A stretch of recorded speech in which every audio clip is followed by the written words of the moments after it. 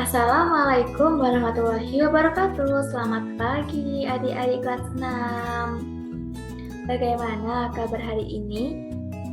Semoga kita semua selalu dalam keadaan sehat walafiat ya. Oke, dalam kondisi pandemi saat ini, jangan lupa untuk selalu menerapkan protokol kesehatan dengan menerapkan 5M. Yang pertama, memakai masker, mencuci tangan, menjaga jarak, menjauhi kerumunan, serta membatasi mobilitas dan interaksi. Oke anak-anak, pada kesempatan kali ini kita akan belajar tema 5, wirausaha, subtema 3, ayo belajar berwirausaha, pembelajaran 3. Tonton sampai habis ya, dan jangan di-skip. Baik, kita akan masuk ke materi IPA. Apakah kamu pernah berkunjung ke tempat wirausaha yang menjual mainan? Apakah kamu pernah membeli mainan yang menggunakan magnet? Wah, saya pernah membeli beberapa mainan yang menggunakan magnet. Tahukah kamu bahwa kita juga bisa membuat magnet loh? Ya,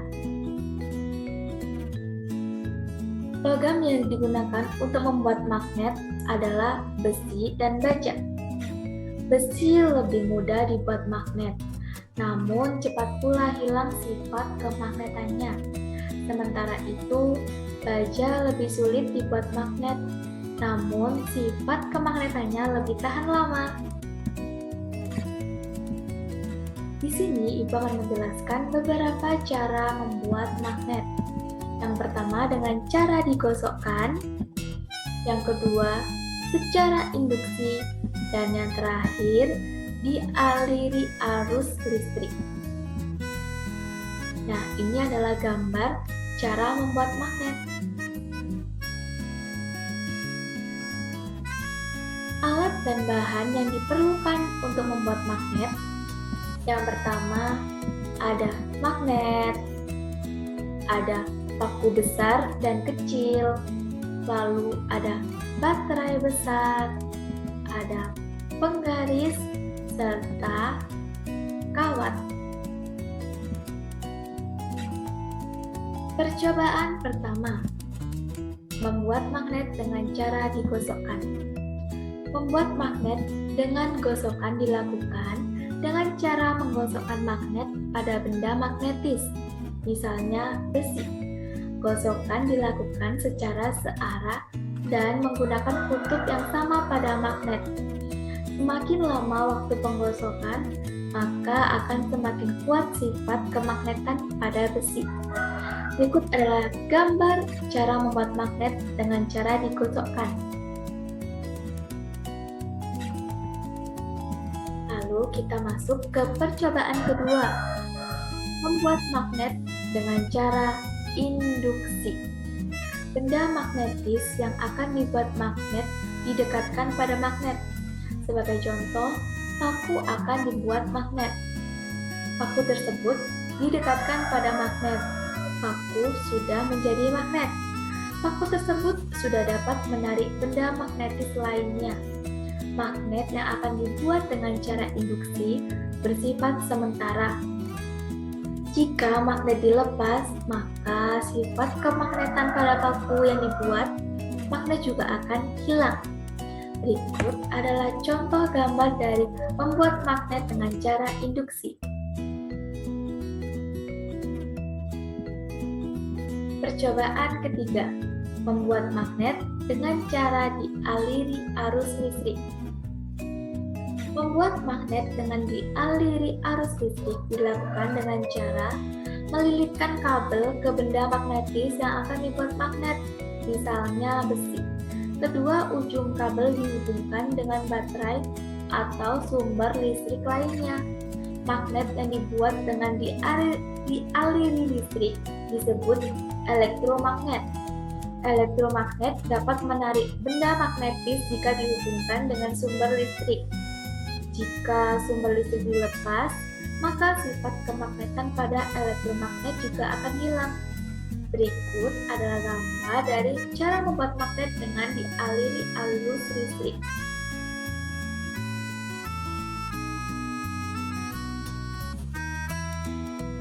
Oke anak-anak, sekarang kita akan masuk ke materi bahasa Indonesia, mengisi formulir pengiriman barang. Ini adalah gambar dari formulir pengiriman barang. Mengisi formulir pengiriman barang harus menggunakan informasi yang benar seperti nama lengkap, nomor telepon, alamat, serta kode pos. Hal tersebut bertujuan untuk menghindari kesalahan dalam proses pengiriman.